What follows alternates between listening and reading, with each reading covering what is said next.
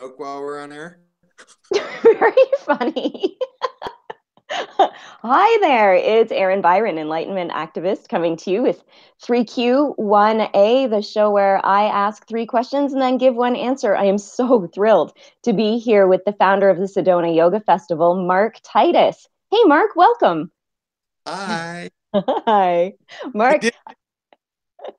I have three questions for you. Are you ready? Yes. Is it a Okay. light round? Is it what? Is it a lightning round? It could be a lightning round.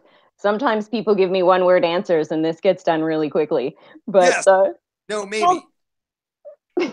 yes, no, maybe. Uh, the first question I have for you. So I call myself an enlightenment activist, and that just basically means that through a path of realizing myself and my dharma or purpose a little bit more clearly, I apply that to support others in making the world a better place, and hopefully I'm doing the same thing. So I perceive you also, Marc, as an enlightenment activist. Just from my experience at Sedona Yoga Festival 2018, there were so many people there working from their corners, making the world better. And I'm so thankful that you put in the efforts along with your partner, Heather, to bring that experience to all of us. What was the impetus for Sedona Yoga Festival? Um, well, way back, like we're talking 2009 is when the first energy of it began. And I was literally sitting in one of the courtyards here, and I said, I had this kind of inspiration. We know it better now because it's 10 years later, but, you know, there was something that kind of burbled up inside me, and literally it came out as, fuck that. I'm going to do a yoga festival in Sedona because there hadn't been anything like that. Mm. And honest to God, that's how it started. From that, like, this is Sedona. It needs a yoga festival to the creation of it and the meeting of Heather and the 7 years of doing it. It literally started from a Sedona doesn't have one of these, and screw that, I'm going to do it. So, but having said that, and what really what I really think is happening is that you said dharma, you said path, you said this unfolding, and I do believe it is my path, my dharma, to facilitate the evolution of consciousness. And when the time was ripe, I think the lightning bolt came in. I perceived it, and then in that egoic mark of 10 years ago, it was literally like, okay, well, f that, I'm doing it, you know.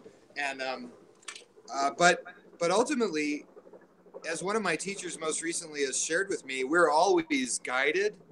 We're always guided, he said. He didn't say Mm. you will always be guided. He didn't say that. He said you are always guided. And so I think that I heard that inspiration and guidance. And in my naivete back 10 years ago, right after I first got to Sedona, I was like, yeah, I'm going to do it.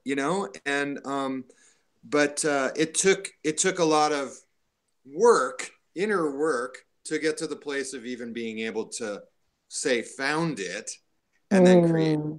So, but I would say, short answer, I was guided to do it, and I believe it's the guidance and my path that brought me to this place and poked me 10 years ago to say, hey, Marc, why don't you do this? And that's such an important point about saying yes when we get that poke, that we are always guided, and it's that guidance that's directing us to our clearest purpose. No wonder Sedona Yoga Festival is so huge and um, meaningful to so many people all around the world. I met people from all over the world there, South America, and in Canada, where I'm from, and of course all over the United States. I mean, it really well traveled. Some Europeans there, if I'm not mistaken, and somebody from Russia, right? So when we say yes, everything unfolds before us and brings it to its purpose. So I wanted to reiterate that point, Marc. I think it's so important, and thank you for listening, and thank you for doing that for all of us. So question two may or may not be the same kind of answer, but I participated in the yoga for PTSD training and found that such a meaningful experience. You know, there were social workers there, psychotherapists, trauma survivors, first responders, artists, creators, yogis. It ran the gamut. Why do you think it's important to have that yoga for PTSD stream integrated into the Sedona Yoga Festival?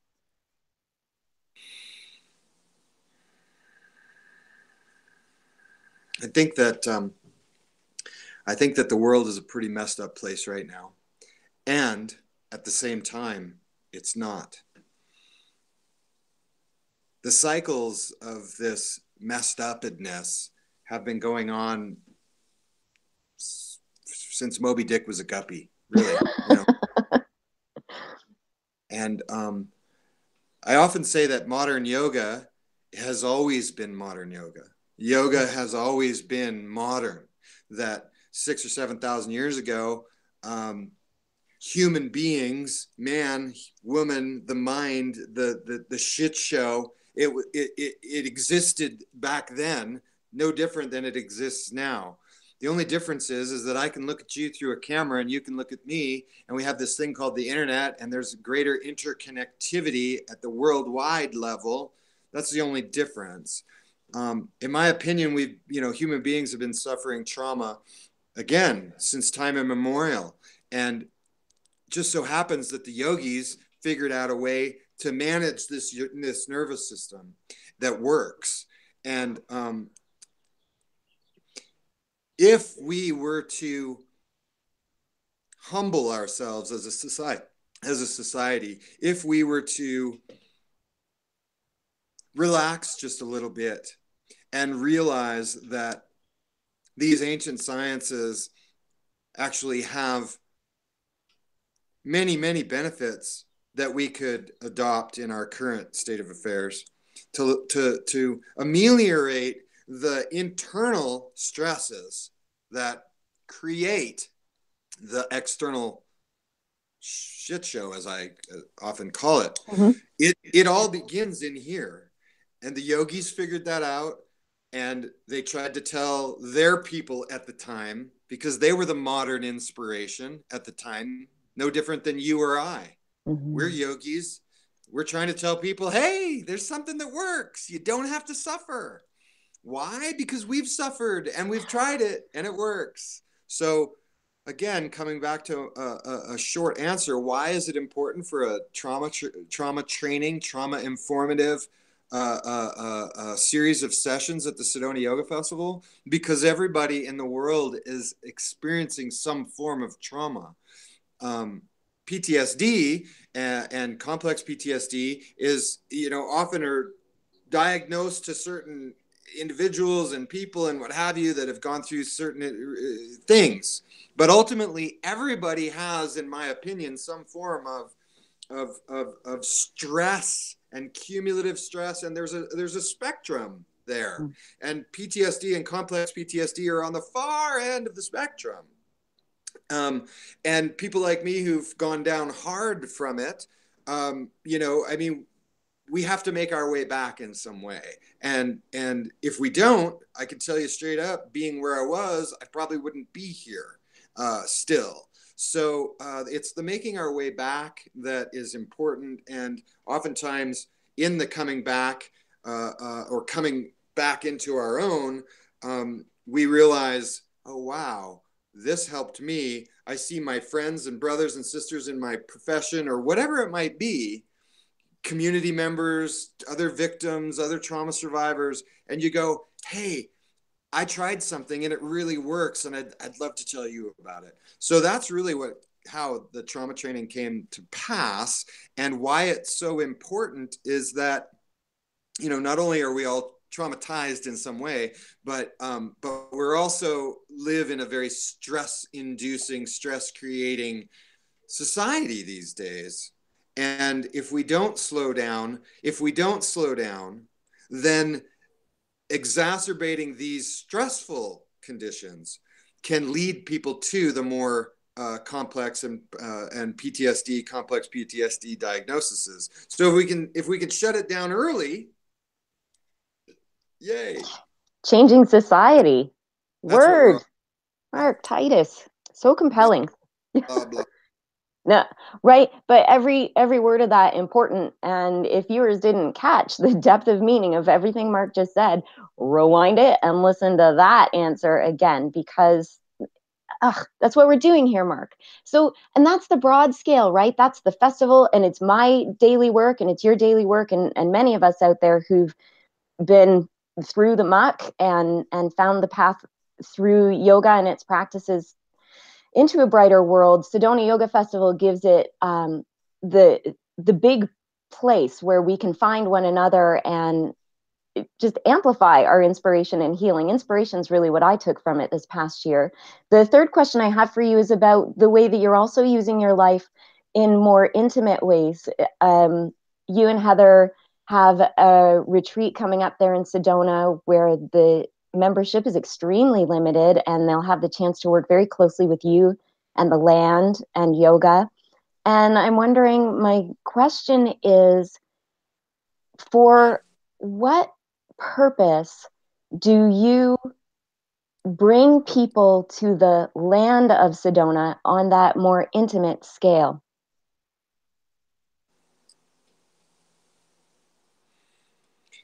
You remember when do you remember when you were touched by whatever it is that touched you and changed your life? Do you remember that? Which I time? got, I got chilled the first time. You know, Yes. I mean, the quote first time. I got chills. I'm a full on goosebump. You know, kawaii chicken leg. That's my spiritual tell. So why do I work with individuals? Because I mean, ultimately, the teachers say, and I haven't come to this place, but I believe them. Ultimately, they say there's only one of us here, Mm. you know, and I strive towards, I strive towards realizing that every day. Uh, I believe that I believe in my teachers. I believe what they've experienced because they are reporting direct experience. And so, you know, if we can influence the few, because this is an esoteric kind of practice. These are esoteric practices. It's not mainstream. It's again, like I said, we're all modern yogis. Like the guys that were sitting in loincloths 6,000 years ago in the Himalayan caves, they'd come out and they'd go, "Hey, people, hey, okay, we found something. It's really cool, and all that stuff that you guys are looking at over there. It's not it. But we found something."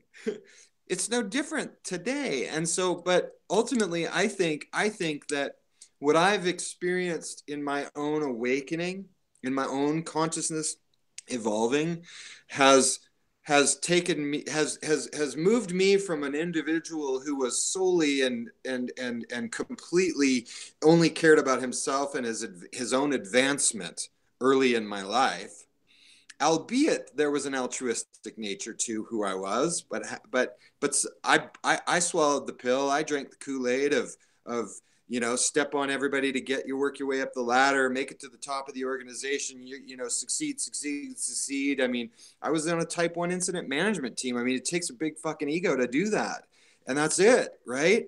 But when I was touched by that, knowing that there was something more going on, my whole life changed. My whole life changed. And it's been a 10 or 15-year evolution, no doubt about it. But the something shifted inside me that made me kinder, that made me more compassionate, that made me realize that the harm that I was doing to others was ultimately just harming myself. And that's what's important. If I touch that one person 10 years from now might become the president of the United States. They might become the UN a UN ambassador. They might become this or that or the other thing. They might find themselves in an influential place to do something about it. I mean, look at Jim Carrey, for example, right? Mm. I mean, I heard him talking about consciousness 10 years ago, and he was talking about, I spent some time with Eckhart Tolle and it was the best and blah, blah, blah. And I felt like you know, the talk. And he goes, it was there, I was everything. And there was only one. And then it was gone. And now all I want to do is get it back. You remember that speech? That happens to Mm. each of us. It's like, holy shit, there is something here. And then it's like, oh, the traffic circles kick back in, and the rent's due and I don't have it, or the this is happening, and then I forget, and life sucks again. Well, over time, for me, life sucks a lot less and less and less, and the moments of realization that my mind is creating a lot of drama when it's not necessary, and all I have to do is let those thoughts pass by, and eventually new thoughts will come through that are more in alignment with this new Marc that's forming, and then this new Marc that's forming can go ahead and liven those thoughts instead of like, oh well, I just have to this or that or the other thing. So when you ask why we do the work that we do in big groups and small, it's because who am I to be the one that says this person should have this or this person that should have this? Now, granted, not everybody's going to find access to me, but that's not the point. The point is that the people that do find me, or Heather, or you, or any individual trying to work with individuals, for whatever reason that they've found you, they've been drawn to you. And if your message is one of enlightenment and upliftment and consciousness evolving, then they're going to listen to you.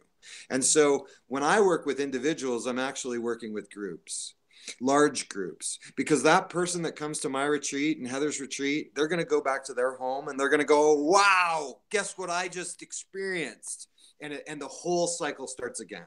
The whole cycle starts again. So whether it's 2,500 people at the yoga festival or 6 people at a retreat, the amplifier is the same. The moment someone realizes that life is more than just what it appears to be from this, and they realize that there's something birthing within them, it's a game changer for the whole of the world.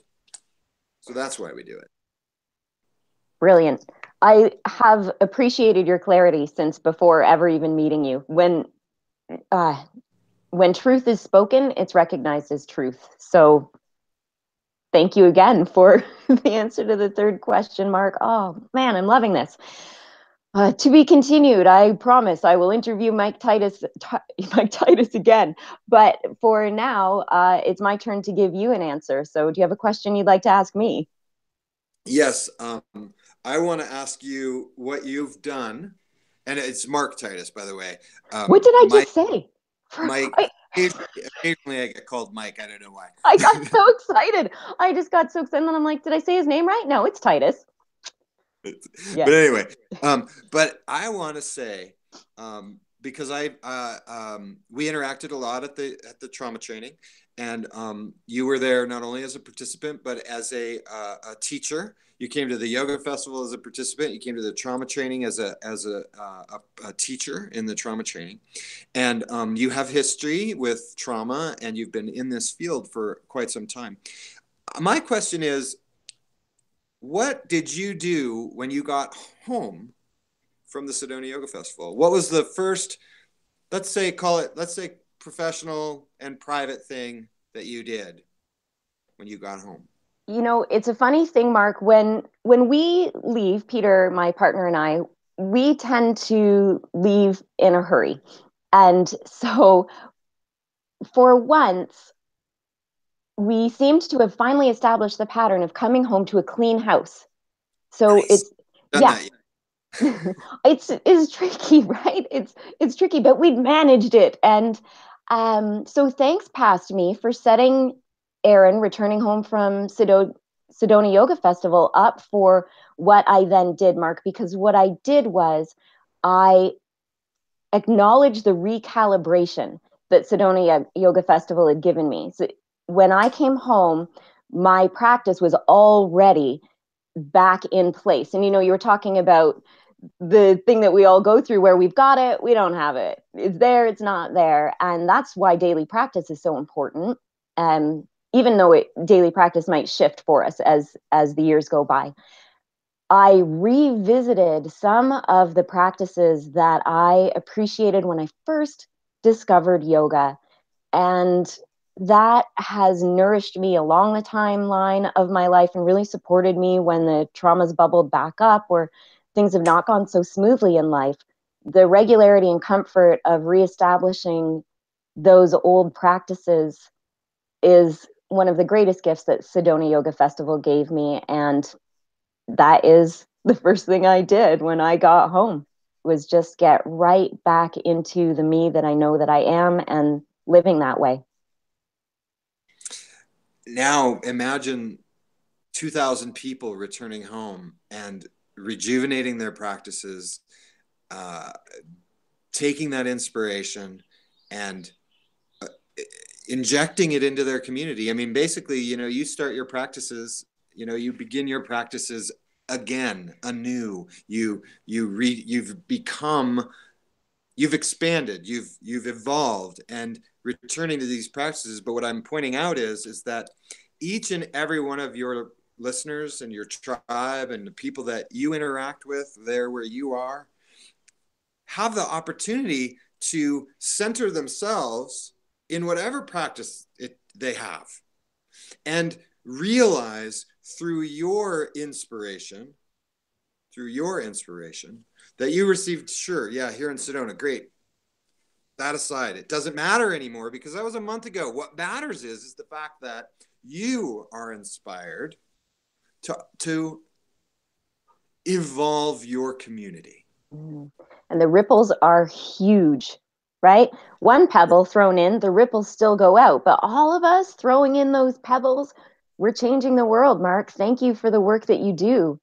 It makes Thank such a you. difference to all of us. My pleasure. So, remember, if you've enjoyed this interview, share, subscribe below. Also, click the link in the description to register for Sedona Yoga Festival 2019 and follow the links to learn more about Mark and his work.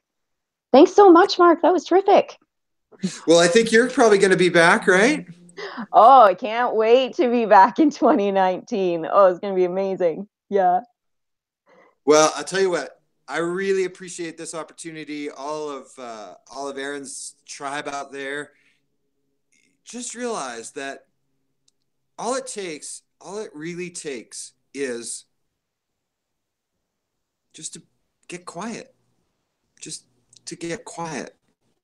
We are always guided, and kind of I'm kind of starting to believe that. And the reality of being a practitioner and a yogi is that I'm going to tell you one more story. Eric Schiffman. I sat with Eric Schiffman a few months ago, and I met him online, and I mean, I know I just resonate with him so much, and I just feel like a brother, right? And so the one of the beauties of my job is I get to meet these cool, inspirational leaders and teachers and what have you, and so I gushed the first time that I sat with him, because I sat with him face to face, much like this, except I was a foot of 2 feet away from him, and I'm just like, oh, I gushed, man. I mean, this is like a guy that, he gets it. And I said that. I said, you get it, right? You get it, right? Mm-hmm. Right? Because at the time I was kind of back and forth and not getting it, not getting it, and that's tough. And, he looked at me and he goes, yeah, yeah, finally. Mm. And it was it was the way he said finally. And he was kind of joking, and yet probably not. But the way he said finally, Erin, was like almost like, yeah, just a few fucking minutes ago, I got it. And don't get me wrong, I'm going to forget it again in about 3 hours.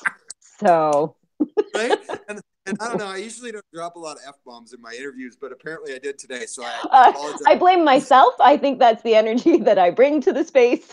So, But I mean, really, here's what that told me, is that here's a yogi who's been practicing for 45 years, or teaching for over 40 years,